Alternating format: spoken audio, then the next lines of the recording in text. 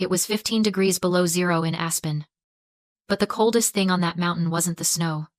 It was the smile my mother gave me as she handed me a piece of plastic trash wrapped in silver paper. 5 feet away, my younger sister Tiffany was screaming at a frequency that could shatter glass, jumping up and down next to a $145,000 Range Rover Sport with a red bow the size of a beach ball on the hood.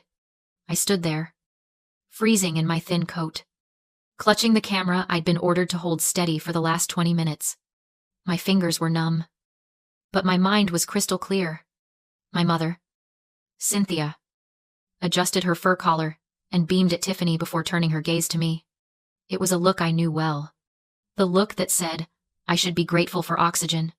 We spent a lot on Tiffany this year because she needs the confidence boost, she said, her voice bright and loud enough for the camera to pick up. Fair is fair. Lily, you understand. I looked down at the box in my hand. It was light. Cheap. I tore the paper. Inside was a black thermal tumbler with the Land Rover logo printed crookedly on the side. I flipped it over, and there it was. A white sticker, peeling at the edges, that read, complimentary gift. Not for resale. They hadn't even bought it. They had fished the free dealer swag out of the glove box of the car they bought my sister, wrapped it up, and called it fairness. The insult was absolute. It wasn't a gift. It was a message. Before I show you exactly how a free coffee cup destroyed my entire family, drop a comment and let me know. What is the most insulting gift you've ever received from someone who claimed to love you? I'm reading every single one. I didn't cry. Tears are for people who are surprised. And looking at that peeling sticker, I realized I wasn't surprised. I was just done. My name is Lily. I am 28 years old, and I am the marketing director for a global tech firm. I fix image problems for a living. I craft narratives, control damage, and build brands from nothing. And standing there in the snow, watching my mother adjust Tiffany's hair for the perfect Instagram angle, I realized I was looking at a branding disaster. They wanted a cameraman. Fine.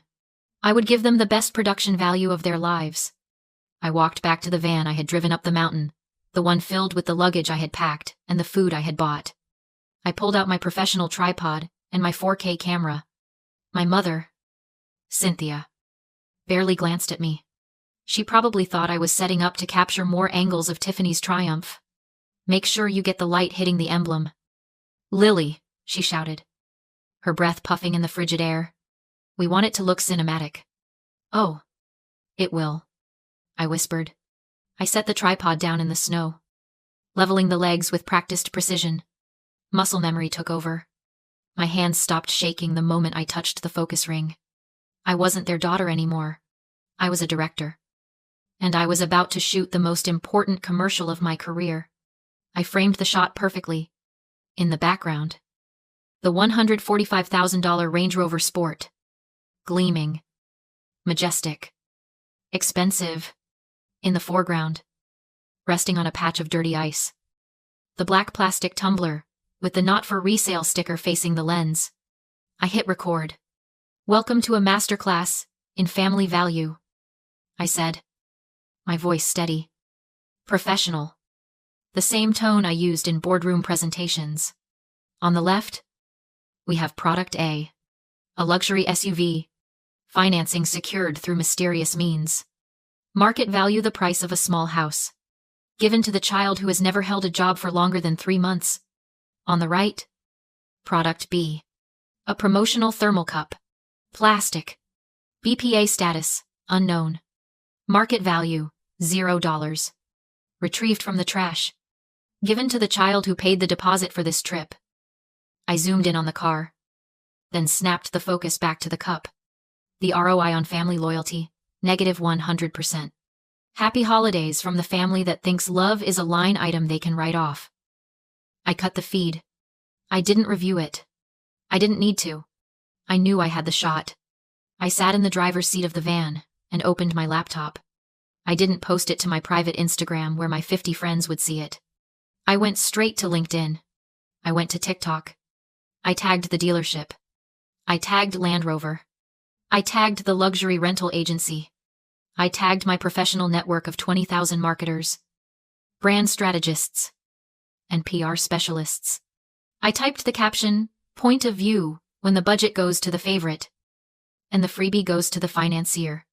Number, marketing fail, number, unboxing, number, family values. I hit post. The progress bar zipped across the screen. Upload complete. My mother was still waving at me from the driveway, pointing at Tiffany, mouthing the words, "Get a wide shot." She had no idea that I had just launched a PR nuclear missile directly at her reputation. The reception up here was spotty, but it was good enough to start a fire. I folded the laptop shut. The cold metal felt good against my fingers. I wasn't just leaving.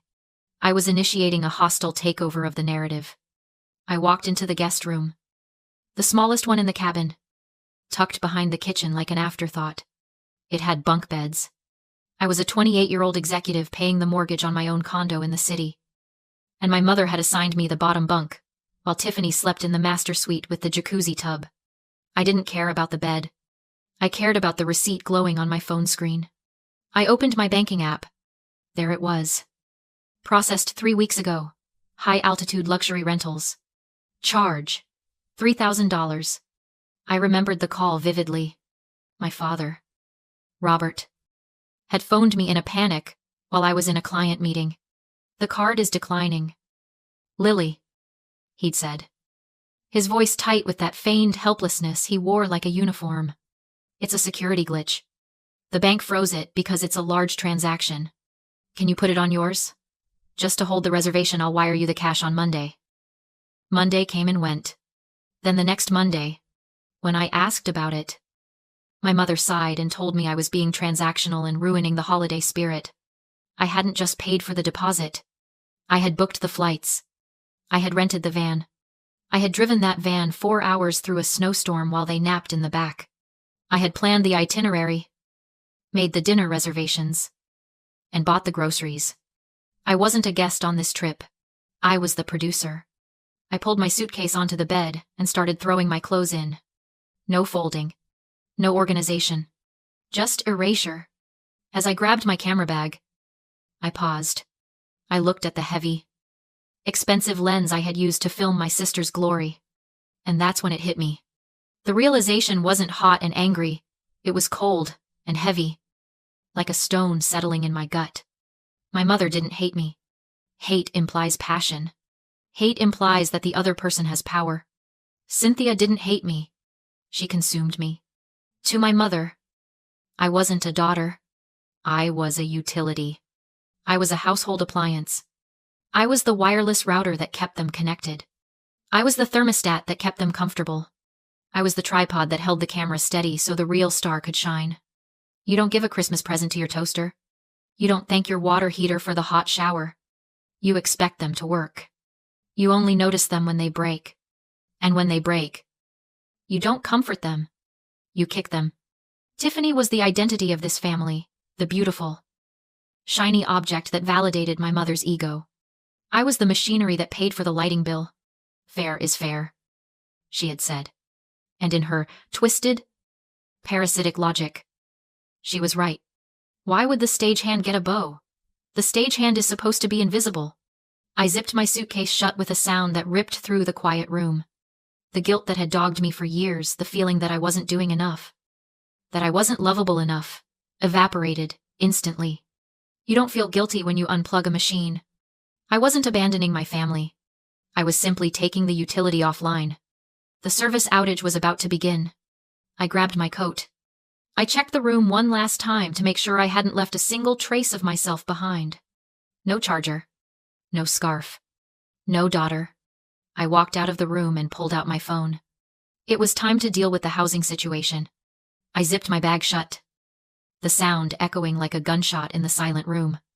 Before I could grab the handle, the door flew open.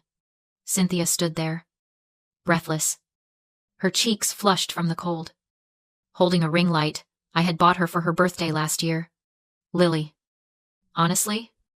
Where did you go?" she snapped, not even looking at the suitcase on the bed. "The lighting is dying out there, and Tiffany wants to do a TikTok dance on the hood. You know she doesn't know how to work the exposure settings. Come fix it. She didn't ask if I was okay. She didn't notice I was wearing my coat. She just saw a piece of equipment that had wandered off set. I'm leaving, I said. My voice was calm. It sounded like someone else's voice. Cynthia rolled her eyes. A gesture so practiced it was almost elegant. Oh. Stop it. You're being incredibly moody today. Just because your sister got a big gift doesn't mean you have to make a scene. It's ugly. Lily. Jealousy gives you wrinkles. She thrust the ring light toward me. Now come set this up. We have maybe 20 minutes of golden hour left. I looked at the ring light. Then I looked at her. For the first time in my life, I didn't see my mother. I saw a tenant. A tenant who was behind on rent and destroying the property. I pulled out my phone and opened the Airbnb app. My name was the only one on the reservation. My credit card was the one on file. I tapped the help icon. I didn't hesitate. I didn't read the terms and conditions. I knew them.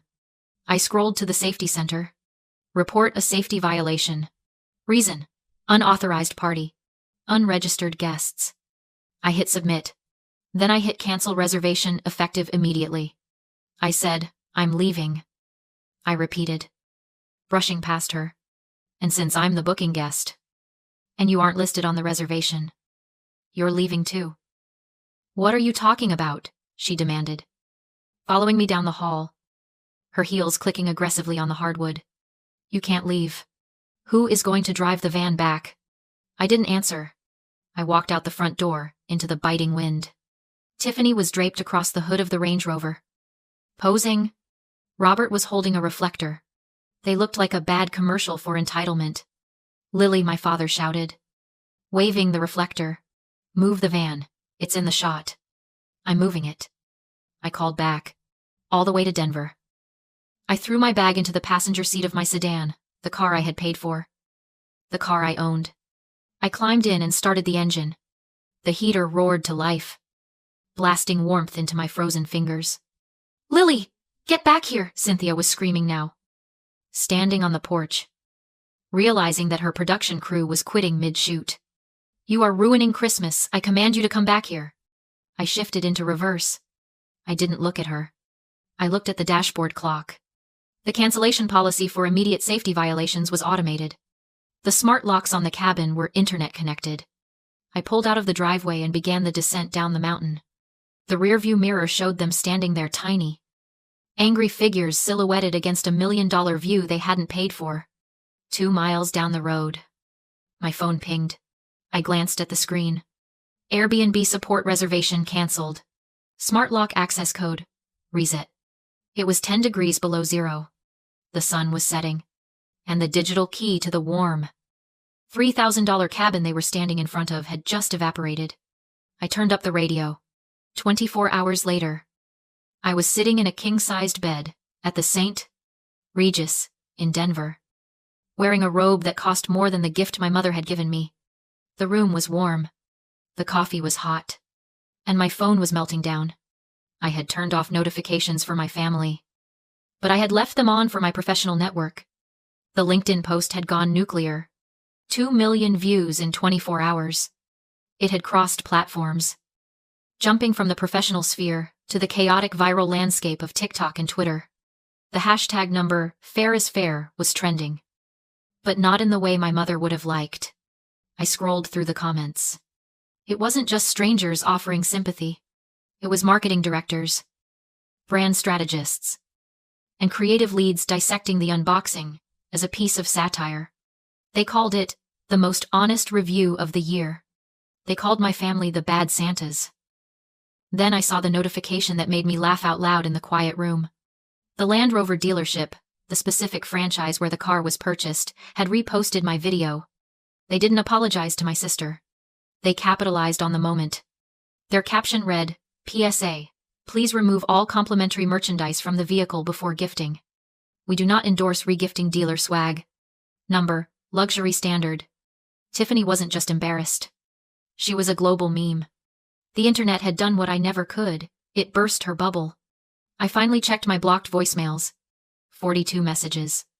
They moved from rage to confusion to pure panic. The sheriff had arrived at the cabin 45 minutes after I left. My report of unauthorized guests triggered an automatic eviction in the middle of a blizzard. My parents and Tiffany were escorted out and dumped into a Motel 6 because every luxury lodge was booked. At 3 a.m., my father left a voicemail. His voice shook with entitlement. "Take the video down and post a retraction," he threatened, "or I'll sue you for defamation and bankrupt you." He thought he was holding a weapon. He didn't realize it was a boomerang. I saved the voicemail and sent it to my lawyer. A lawsuit meant discovery and leverage. That's when I noticed the black Tumbler on my nightstand. I peeled off the sticker and found a small QR code. Out of curiosity, I scanned it. The page that loaded made my blood run cold. "Welcome back, Lily." The dashboard showed a Range Rover Sport. The VIN, active financing, and the primary account holder, me. They hadn't bought the car. I had. The loan was $145. 000. Zero down. Predatory interest. $2. 400 a month. They had used my social security number. 6 months earlier, my mother had asked for it urgently to update insurance paperwork. I had trusted her. She forged my signature and buried me in debt. The car wasn't a gift to Tiffany. It was mine, paid by me, driven by her. And the Tumbler. It was the only thing they could give me without my credit. My father texted next. "Changing tactics. The car's in your name to help your credit." He wrote, "Tiffany drives it. We pay when we can. Don't blow this up." That was the trap. They were betting I'd stay silent to protect my credit. For a moment, I felt cornered. If I reported the fraud, my father could go to prison. If I didn't, I'd be enslaved to a 6-figure loan. Then I remembered the first rule of asset management. The owner controls the asset. I opened the app. Vehicle status unlocked. Location, Motel 6. Glenwood Springs. Fuel 15%. They were trying to leave. My phone rang my father, screaming, "The car won't start. Fix it." "You didn't buy anything," I said calmly, "and the car isn't broken." I tapped stolen vehicle assistance. It says, "Engine immobilized." "Doesn't it?" I continued. "That happens when the owner reports the vehicle stolen." Silence. I sent the GPS location to the sheriff and forwarded the financing documents and his voicemail admitting fraud. Sirens sounded in the background. "The police are here," Tiffany screamed. "Goodbye, Dad," I said, and ended the call. The app updated. Vehicle secured. Law enforcement on scene. The bank wiped the debt once they confirmed I was hundreds of miles away when the paperwork was signed. My credit was frozen, cleaned, and protected. My parents weren't so lucky. Identity theft and wire fraud destroyed what little they had left. Tiffany lost the car, the clout, and the followers. I sat in the quiet hotel room, picked up the cheap Tumbler, and laughed at the irony. If they hadn't tried to pass garbage off as generosity, I never would have scanned the code. They could have destroyed my credit quietly. But greed left breadcrumbs. They tried to save $20 on a Christmas gift and it cost them their freedom. I dropped the cup into the trash, ordered steak and eggs, and for the first time in my life, didn't worry about the bill. I wasn't paying for anyone else anymore. Anyone else anymore. Anyone else anymore. Anyone else anymore. Anyone else anymore. Anyone else anymore. Anyone else anymore. Anyone else anymore. Anyone else anymore. Anyone else anymore. Anyone else anymore.